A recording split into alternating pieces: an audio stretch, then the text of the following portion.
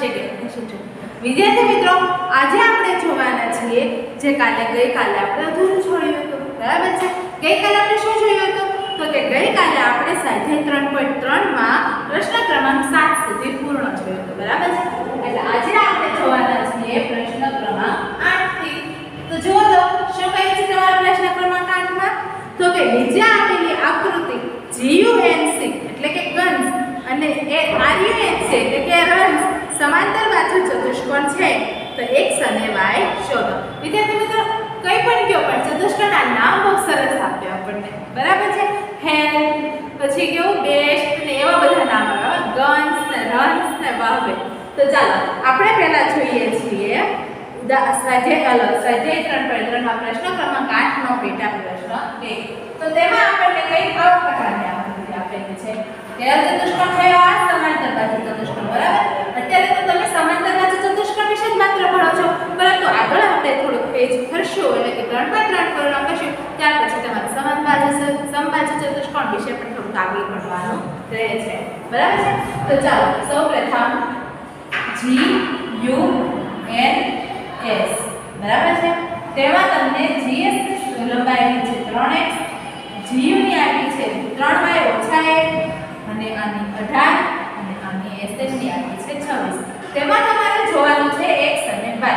હવે વિદ્યાર્થી મિત્રો, x અને y આપણે મેળવવાના છે, બરાબર છે। એટલે x અને y ની આપણે કિંમત મેળવવાની છે, જે આપણને સારી રીતે આવડે છે। તો જુઓ, એક સમીકરણમાં આપણે કેવી રીતે કરતા હતા કે x વાળા પદને આપણે ડાબી બાજુ રાખતા, બાકી બધું જમણી બાજુ જવા દેતા, બરાબર। તેવી જ રીતે કોઈ પણની કિંમત મેળવવાની હોય એટલે આપણે એવું જ કરવાનું છે, પરંતુ તે પહેલા આપણે થોડા આપણા નિયમો વાપરવા પડે, એટલે કે ગુણધર્મો વાપરવા પડે, બરાબર છે। આપણે સમાંતર બાજુ ચતુષ્કોણના રામબાણ મુજબ સામસામેની બાજુઓ કેવી હોય છે? સરખી હોય છે, બરાબર। એટલે કે ચતુષ્કોણ GUNS માં બાજુ SG બરાબર સામસામેની બાજુ કેવી સરખી હોય? SG બરાબર શું થશે? NU, બરાબર છે। જ્યારે SG નું શું નામ આપ્યું છે આપણને? 3x અને NU નું તો કે 18। તો ચાલો હવે x ની કિંમત તો આરામથી મળી જાય। તો x બરાબર શું થશે? 18/3 એટલે કે 6 જવાબ આવશે। તો x બરાબર શું જવાબ મળ્યો આપણને? 6, બરાબર છે। આ જવાબ મળ્યો આપણને x બરાબર। ત્યાર પછી આપણે જોઈએ છીએ y માટે।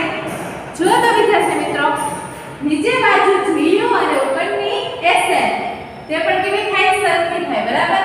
સામસામેની બાજુ અહીંયા તમે કારણ લખી શકો છો, કારણ સામસામેની બાજુ, બરાબર છે। કારણમાં શું લખવાનું? કારણ લખવાનું જ છે, બરાબર। સામસામેની બાજુ એટલે કે જોવાને ખબર પડે કે આવું શા માટે કર્યું, તો કે સામસામેની બાજુ છે એટલા માટે।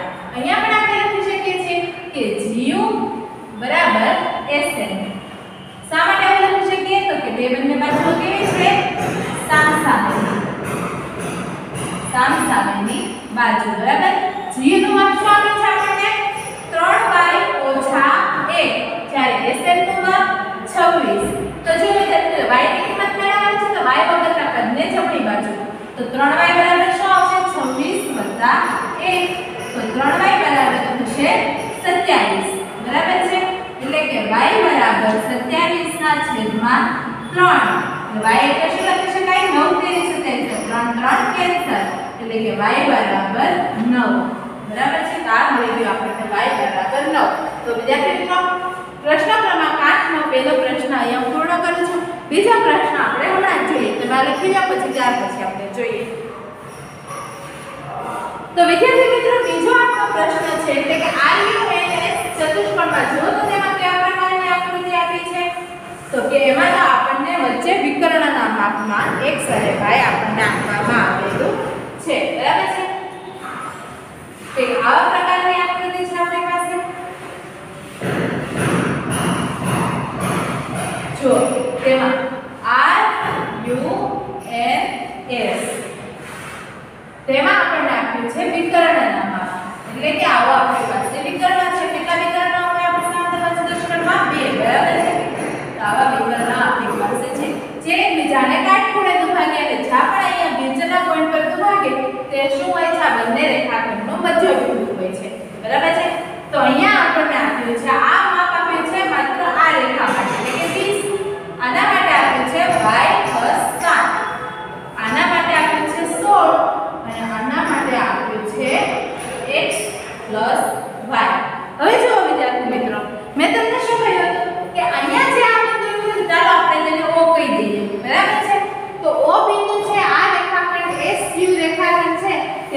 મધ્ય બિંદુ થાય તો શું થાય જો એટલે શું આવશે આપણે OS બરાબર OU બરાબર છે એટલે આવશે OS બરાબર OU કારણ શું છે તો કે સમાંતર બાજુ ચતુષ્કોણમાં વિકર્ણો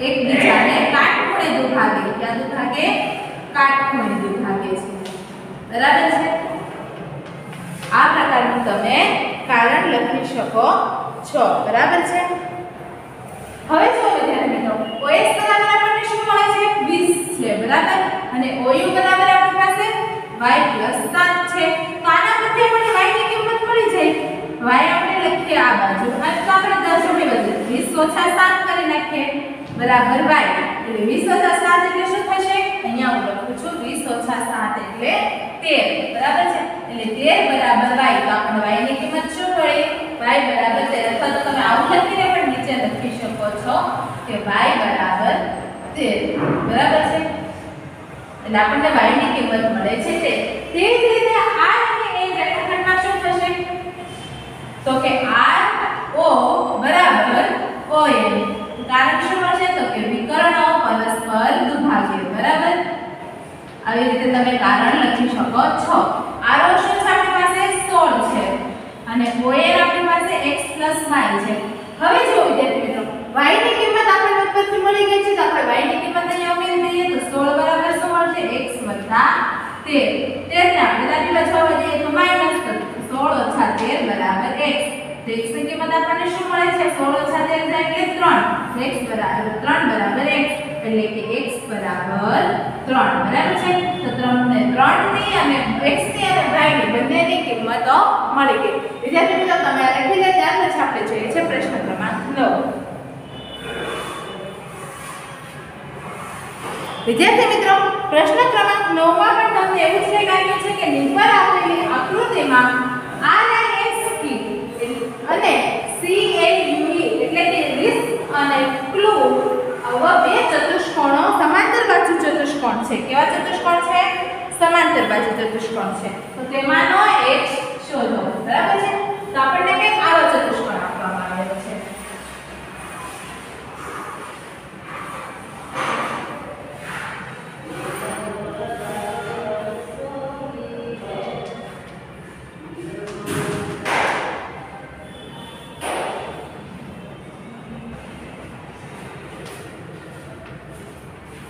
બરાબર છે તો જુઓ અહીંયા આપેલ છે તમને K E S U L C I અને R તેમાં R I S K તે કેવો ચતુષ્કોણ થયો આ ચતુષ્કોણ સમાંતર બાજુ ચતુષ્કોણ થયો બરાબર છે અને C L U E તે પણ કેવો ચતુષ્કોણ થયો છે તો કે સમાંતર બાજુ ચતુષ્કોણ બરાબર છે તો તેમાં આપણે x ની વેલ્યુ શોધવાની છે એટલે કે અહીંયા જે આ ખૂણો પડે છે તે આપણે x ની વેલ્યુ શોધવાની છે તે ઉપરાંત k નું માપ આપણને 120 આપ્યું છે અને l નું માપ આપણને 70 આપ્યું છે બરાબર છે જો વિદ્યાર્થી મિત્રો સૌપ્રથમ આપણે માત્ર x નું માપ જોવાનું છે બરાબર છે તો આપણને ખબર છે કે અહીંયા સામસામેના ખૂણા માટે આપણે જોઈએ સૌપ્રથમ બરાબર છે સામસામેના ખૂણા માટે જોઈએ તો જો આપણને આ x નું માપ જોતો છે તો અહીંયા એક ત્રિકોણ બની જાય છે જો અહીંયા આપણે કોઈ બિંદુ નામ શું તમને કોઈ બિંદુનું નામ આપ્યું છે જુઓ તો તમારા પાઠ્યપુસ્તકમાં તો કે નહીં આપણને કોઈ એવું બિંદુનું માપ આપ્યું નથી પરંતુ આપણે આને O નામ આપી દઈએ બરાબર છે તો જુઓ ત્રિકોણ OES બને છે બરાબર આ OES બને છે બરાબર તો ત્રિકોણના ત્રણેય ખૂણાનો સરવાળો 180 થાય એટલે આપણે જો આપણે આ બંને ખૂણાનો માપ ખબર પડી જાય તો આપણે x આપણને આસાનીથી ખબર પડી જાય પરંતુ આપણે s અને e નું માપ કેવી રીતે ખબર પડે તો જો અહીંયા તમને i નું માપ આપ્યું છે k નું માપ આપ્યું છે તો પાસ પાસેના ખૂણા કેવા છે પૂરક થાય એટલે s નું માપ તમને મળી જશે સમાંતર બાજુ ચતુષ્કોણમાં અહીંયા તમને 70 આપ્યું છે તો સામસામેના ખૂણા કેવા છે સરખા થાય બરાબર તો અહીંયા તમને e નું માપ મળી જાય સિમ્પલ બંનેના માપ મળી ગયા ચાલો આપણે શરૂઆત કરીએ કે ચતુષ્કોણ સમાંતર બાજુ ચતુષ્કોણ ટૂંકમાં લખું છું તમે સંપૂર્ણ લખજો સમાંતર બાજુ ચતુષ્કોણ CLUE માં ખૂણો L બરાબર ખૂણો ઈ થશે. શું થશે? L બરાબર ઈ થશે. શા માટે? તો કે સામસામેના ખૂણા. શું કાર્ય મૂકશો તમે? સામસામેના ખૂણા. બરાબર છે? જો વિદ્યાર્થી મિત્રો L નું માપ કેટલું આપ્યું છે આપણને? 70 અંશ. તો E નું માપ કેટલું થઈ ગયું? 70. બરાબર છે? તો ખૂણો E બરાબર આપણને શું મળ્યું? 70 અંશ. બરાબર છે? ત્યાર પછી આપણે આગળ જોઈએ છીએ ચતુષ્કોણ, સમાંતર બાજુ ચતુષ્કોણ. કયા ચતુષ્કોણમાં? RISK માં. RISK માં ખૂણો K બરાબર 180 ઓછા, સોરી આપણે ખૂણો S આપણે જોઈએ છે ને અહીંયા, તો આપણે S મૂકીએ. 180 ઓછા ખૂણો K. શા માટે? તો કે પાસ પાસેના, કેવા? પાસ પાસેના ખૂણા કેવા હોય છે? પૂરક હોય છે. બરાબર છે? એટલા માટે. તો S બરાબર આપણને શું મળશે? 180 ઓછા 120. બરાબર છે? 180 ઓછા આપણે 120 લખીએ. તો 180 માંથી 120 જાય તો આપણને કેટલા મળે? 60 મળે. બરાબર? તો ખૂણો S ની વેલ્યુ આપણને કેટલી મળી? 60 મળી. તે ઉપરાંત હવે આપણે લખી શકીએ છીએ, જો શું લખી શકીએ કે ત્રિકોણ EOS માં બધા ખૂણાનો સરવાળો કેટલો થાય? 180. તો ખૂણો O વત્તા ખૂણો E પ્લસ ખૂણો S બરાબર કેટલા મળે આપણને? 180 મળે. O ની કિંમત કેટલી છે આપણી પાસે? x. E ની કિંમત આપણને મળી 70 અને S ની કિંમત કેટલી મળી આપણને? 60 મળી. બરાબર 180. તો આપણે x ની કિંમત મેળવી છે તો જમણી બાજુ જવા દઈએ. તો 60 + 70 કેટલા થાય આપણી પાસે? 130 થાય. બરાબર? પ્લસ 130 બરાબર 180. એટલે 180 માંથી 130 બાદ કરીએ તો શું મળે આપણને? તો x બરાબર આપણને મળે 50. બરાબર? તો x ની કિંમત આપણને કેટલી મળી? 50. તો આ ખૂણાનું માપ કેટલું મળી ગયું આપણને? 50 મળી ગયું. બરાબર છે?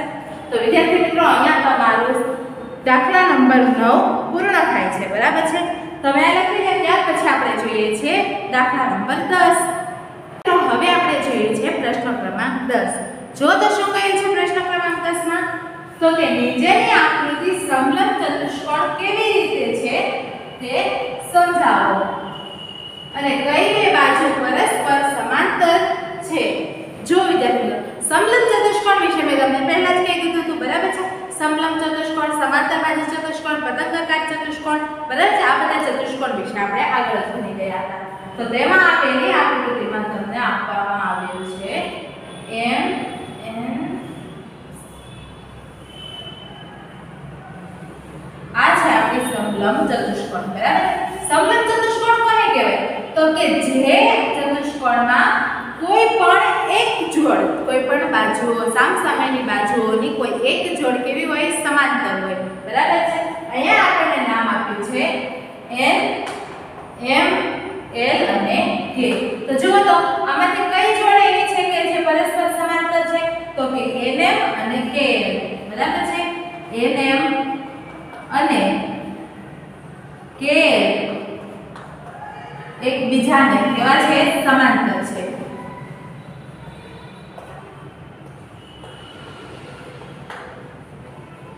બરાબર છે? આ બે બાજુઓને કેમ સમાંતર કરી દીધું? તો જુઓ આગળ જતા આવી બાજુ હોય છે ને, આ બે બાજુએ આગળ જતા એકબીજાને મળી જાય. બરાબર છે? જુઓ આગળ જાય તો એકબીજાને છેદી ગઈ. બરાબર છે?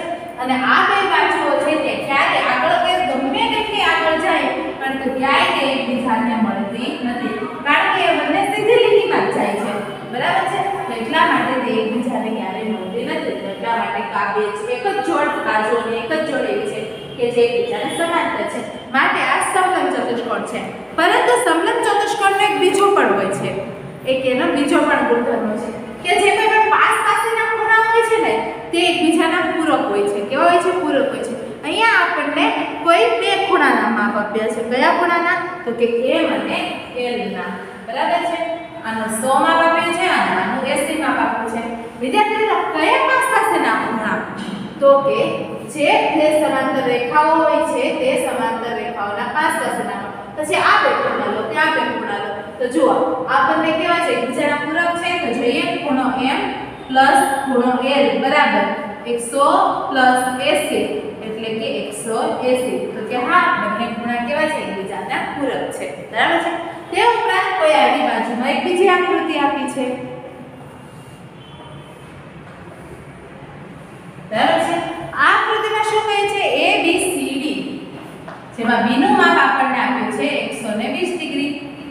હવે જો વિદ્યાર્થી મિત્રો આમાં પણ આપણે એવું જ બતાવવાનું છે કે શું આ બાજુઓ પરસ્પર સોરી આ ચતુષ્કોણ છે તે સમલંબ ચતુષ્કોણ છે કે નહીં. તો જો વિદ્યાર્થી મિત્રો આમાં કોઈ એક એવી જોડ છે તે પરસ્પર સમાંતર છે. તો કે હા બાજુ AB અને કઈ બાજુ CD એ પરસ્પર સમાંતર છે.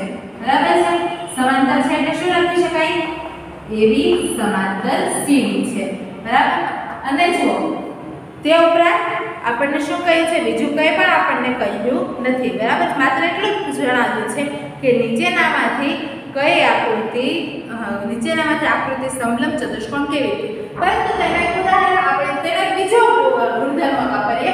પાસ પાસેના ખૂણા પૂરક કોણ હોય છે. તો આ 120 છે તો આ ખૂણો આપણે C શોધીએ તો C આપણને શું જોવા મળશે ખૂણો C બરાબર તો 180 ઓછા 120 તો કેટલા મળશે આપણને 60. ખૂણો C આપણને કેટલો મળ્યો 60 મળ્યો. બરાબર છે. આપણને માત્ર સમલંબ ચતુષ્કોણ કહે છે તો આપણે બાજુઓ કહીને પણ કહી શકીએ છીએ અને આ બંને ગુણધર્મો લખીને પણ આપણે કહી શકીએ છીએ. બરાબર છે. તો તમે આ લખી લો. ત્યાર પછી આપણે જોઈએ છે પ્રશ્ન ક્રમાંક 11. વિદ્યાર્થી મિત્રો આપણને પ્રશ્ન ક્રમાંક 11 માં જો તો શું કહ્યું છે તો કે આકૃતિ 3.33 માં જો AB 3.33 એટલે કે આ આકૃતિ AB સમાંતર CD એટલે કે DC હોય તો માપ ખૂણો C શોધો. તો જુઓ આ માપ ખૂણો C આપણે શોધી લીધો છે. બરાબર છે. તો તમે 11 માં ક્વેશ્ચન નંબર 11 માં તમે આ લખી શકો છો. બરાબર. ત્યાર પછી ક્વેશ્ચન નંબર 12 માં કોઈ બીજી અલગ જ આકૃતિ આપી છે તો એના માટે આપણે લખીએ. તો જોઈએ આપણે ક્વેશ્ચન નંબર 12.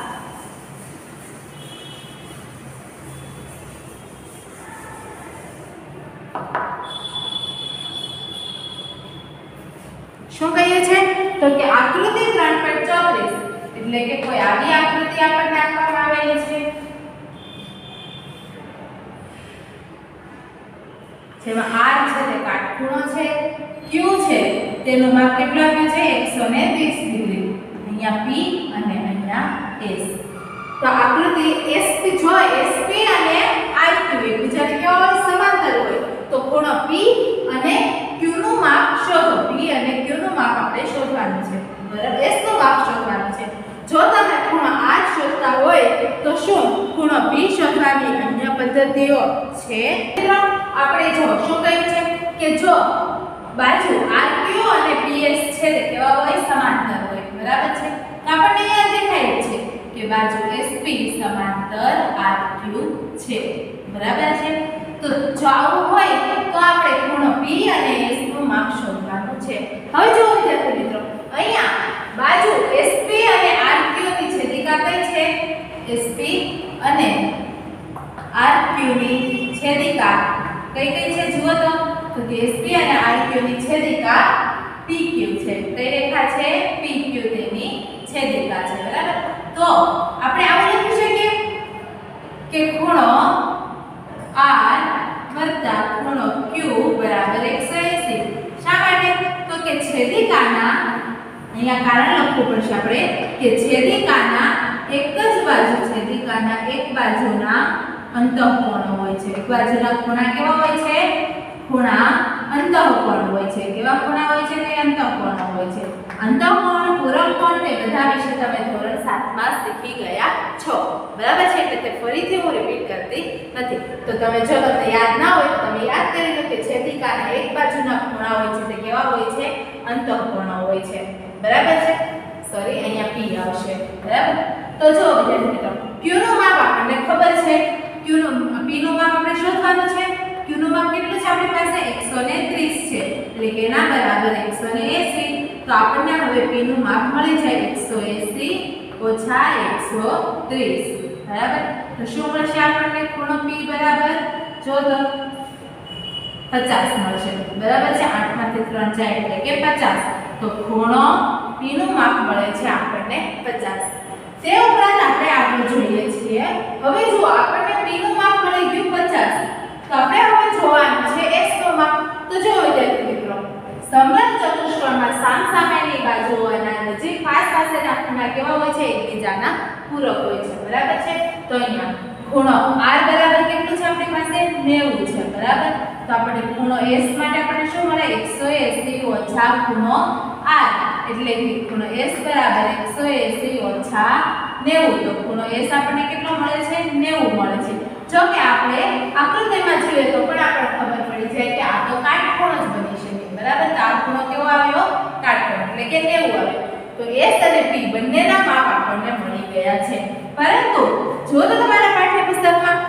કાઉન્સમાં કરીને લખે જો તમે ખૂણો R શોધતા હોય તો શું ખૂણો P ગોતવાનો બીજો કોઈ અન્ય પદ્ધતિઓ છે તો કે હા જો આપણે ખૂણો R શોધવાનો હોય બરાબર છે ખૂણો R આપણે શોધવાનો હોય તો આપણે P આપણે શોધવો હોય તો આપણે બીજી કઈ આપણી પાસે પદ્ધતિ હોય તો કે સમલંબ ચતુષ્કોણના ચારેય ખૂણાઓનો સરવાળો કેટલો થાય 360 થાય બરાબર તો આપણે એવું પણ કરી શકીએ કે ખૂણો Q તો આપણી પાસે છે R આપણે શોધ્યો છે શોધતા હોય તો બરાબર અને S છે તો આપણે માત્ર ખૂણો P ગોતવાનો છે તો અહીંયા શું આવે 360 આવે તો આ બધાનો સરવાળો કરીએ આપણે એટલે 130 R આપણને છે 90 S પણ આપણી પાસે છે 90 અને P માટે ખૂણો P રાદી અને 360 તો આપણને ખૂણો P બરાબર કેટલા થાય અહીંયા 180 130 એટલે કે 210 બરાબર 360 તો આપણે 360 માંથી 210 બાદ કરીએ તો આપણને P ની કિંમત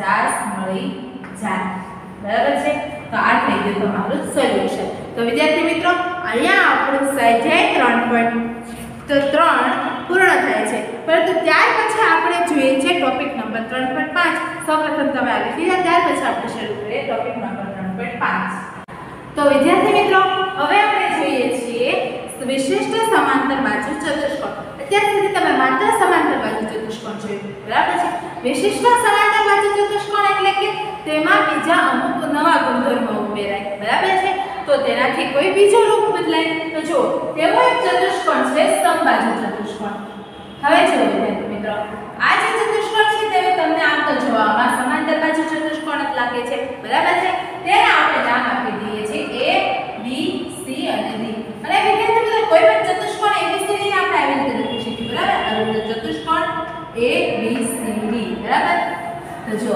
આ સમબાજુ ચતુષ્કોણમાં કેવી રીતે હોય તો કે સમબાજુ ચતુષ્કોણમાં સામસામેની બાજુઓ એટલે કે બધી જ બાજુઓ સામસામેની અને પાસપાસની એટલે કે બધી જ બાજુઓના માપ કેવા હોય છે સરખા હોય છે બરાબર એટલે કે બધી બાજુઓના માપ સરખા હોય છે બાજુઓના માપ કેવા હોય છે સરખા બરાબર છે તે ઉપરાંત તેના જે આ વિકર્ણો હોય છે આ વિકર્ણો એ પરસ્પર કાટખૂણે દુભાગે છે એટલે અહીંયા જ્યાં પણ તે દુભાગે છે તે કેવા હોય છે કાટખૂણે હોય છે બરાબર છે એટલે કે વિકર્ણો કાટખૂણે દુભાગે છે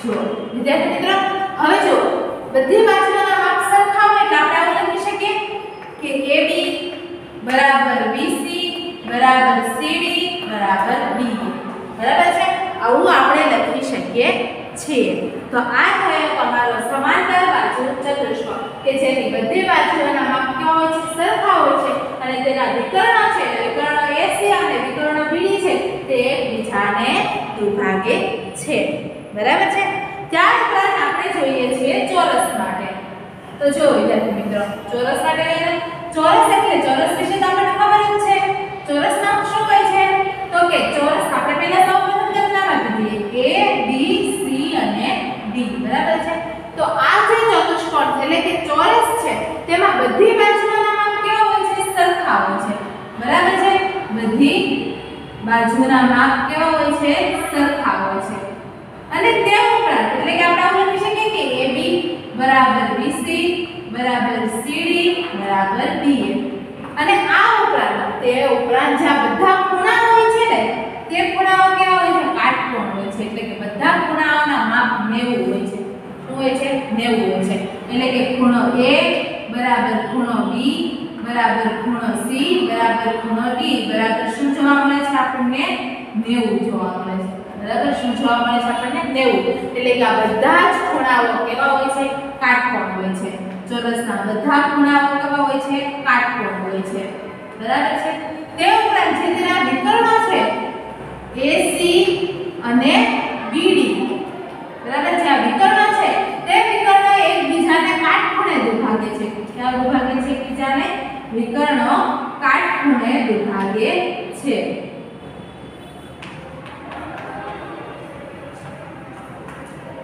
અને તે ઉપરાંત જે આ બંને વિકર્ણો છે એટલે કે AC અને BD ના માપ કેવા હોય છે? સરખા. એટલે વિકર્ણના માપ કેવા હોય છે? સરખા હોય છે. એટલે આપણે આવું કહી શકીએ કે AC બરાબર BD થાય. બરાબર છે. તો આ થયું તમારું ચોરસ. આમાં માત્ર શું ફરક છે? તો કે જો અહીંયા આપણે એવું નથી કહી શકતા કે બધા ખૂણાઓ કેવા હોય છે? કાટકોણ હોય છે. પરંતુ આપણે ચોરસમાં એવું કહી શકીએ છીએ કે બધા ખૂણાઓ કાટકોણ હોય છે અને વિકર્ણો છે તેના માપ કેવા હોય છે? સરખા હોય છે. તમે આ લખી દો. ત્યાર પછી આપણે હજી એક બીજા ચતુષ્કોણ લંબચોરસ વિશે જોવાનું છે. તો વિદ્યાર્થી મિત્રો, લંબચોરસ હોય છે ને તે આમ તો ચોરસ જેવું જ હોય છે, પરંતુ તેમાં ખાલી માત્ર એક જ ગુણધર્મમાં ફેરફાર આપણને જોવા મળે છે. કેવો ફેરફાર જોવા મળે છે જોઈએ આપણે. તો જુઓ વિદ્યાર્થી મિત્રો, આપણે હવે જોવા જઈ રહ્યા છીએ લંબચોરસ. બરાબર છે. લંબચોરસમાં એટલે કે આવો પ્રકારનો કોઈ એક ચતુષ્કોણ હોય છે. બરાબર છે. તેના નામ આપીએ આપણે A, B, C અને D. વિદ્યાર્થી મિત્રો, લંબચોરસમાં જે સામસામેની બાજુ હોય છે તેના માપ સરખા હોય છે. કેવી? સામસામેની. બધી બાજુઓના નહીં, માત્ર સામસામેની બાજુઓના માપ કેવા હોય છે? સરખા હોય છે. બરાબર. સામસામે એટલે કે AB બરાબર BC થાય અને AD બરાબર BC થાય. બરાબર. એટલે કે AB બરાબર CD અને BC બરાબર AD. બરાબર. તો આ માપ તેના સરખાય. તે ઉપરાંત જે તેના વિકર્ણો છે, આ વિકર્ણો છે તે વિકર્ણો પરસ્પર દુભાગે છે. શું થાય છે? પરસ્પર દુભાગે છે. બરાબર. એટલે વિકર્ણો પરસ્પર દુભાગે છે. તે ઉપરાંત જે વિકર્ણોના માપ એટલે કે AC અને BD છે તે કેવા છે? સરખા છે. તો વિકર્ણો કેવા છે? સરખા છે. એટલે કે AC બરાબર શું થશે? BD થશે. અને તે ઉપરાંત આ જે બધા ખૂણા છે AD અને CD છે તે બધા ખૂણા કેવા હોય છે? કાટકોણ હોય છે. એટલે કે ખૂણો A બરાબર ખૂણો B બરાબર ખૂણો C બરાબર ખૂણો D બરાબર શું થશે? 90. એટલે કે તે કાટકોણ ખૂણાઓ છે. તો વિદ્યાર્થી મિત્રો, આપણે આજે અહીંયા સુધી રાખીએ અને આવતીકાલે આપણે જોવાના છીએ સ્વાધ્યાય 3.4. બરાબર છે. તો વિદ્યાર્થી મિત્રો, આ તમે લખી નાખો. અને હવે આપણે આવતીકાલે જોવાના છે 3.4. સૌપ્રથમ સાઈડમાં મજાડો, તમે સ્ક્રીનશોટ પાડી દો અથવા તો લખી દો. તો વિદ્યાર્થી મિત્રો,